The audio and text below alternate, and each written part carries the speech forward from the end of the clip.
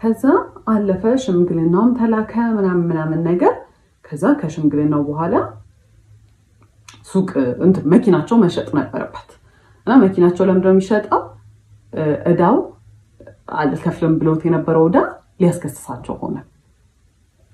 ምን ሊያስከስሳቸው ሆነ የፍርድ ቤት መጥሪያ ምናምን ነገር መጣላቸው ሂዝማም እና የጓደኛው እናት ነበሩ ዋስ የሆናቸው እናቶቻቸው ሳይቀር ኢንቮልቭ ተደረጉ እዚህ ነገር ላይ ማለት ነው ከዛ በኋላ መሸጥ ነበርበት መኪናው መነጫነጭ ጀመረ ማኩረፍ ጀመረ በቃ እኔ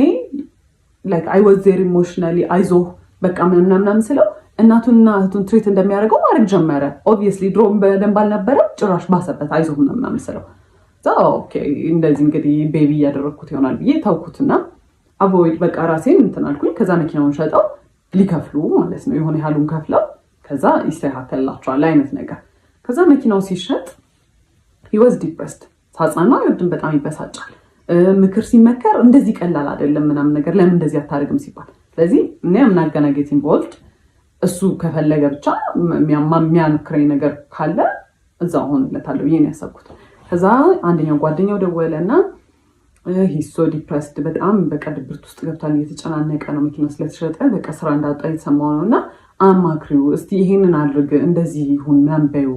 ምናምን ነገር አለ ተሻልኩኝ ከዛ ምንድነው ልትጀምር ያሰብከው ምናምን አልኩት ቀንጭንጭ ያለኔ ያላቅም ብቻ በቃ ተስፋ ቆርጫለሁ ምናምን ነገር አለ እሺ ምንድነው መርካቶ ሄደን መግዛት የምትችላቸውን ነገሮች አንተ ጀምር የምትፈልገውን ስራ ለምን ሄደን እቃዎች አንገዛ ምናምን ስለው እሺ ያለ ከዛ በኋላ ምንድነው የምትፈልገው አልኩት ኮፊ ሃውስ አለ በጣም አሪፍ አለን ከዛ ሄደን ገዛን ከመርካቶ ምናምን በቃ የሱቅ ተከራየን ምናምን ነገር ማለት ነው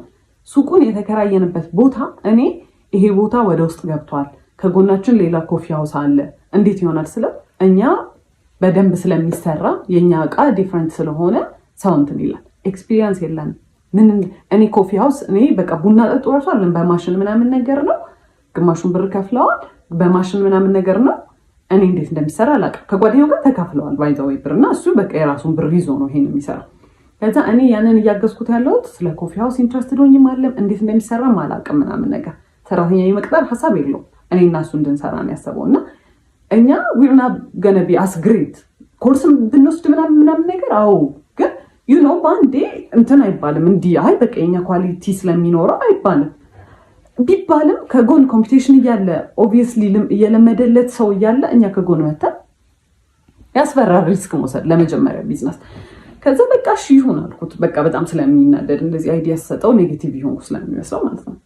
ከዛ ተከፈተ ኤክስፔንሲቭ ነው ወደ ውስጥ የገባ ቦታ ከጎን ኮፊ ሃውስ እያለው በጣም ሪዲኩለስ አማውንት ነው በወር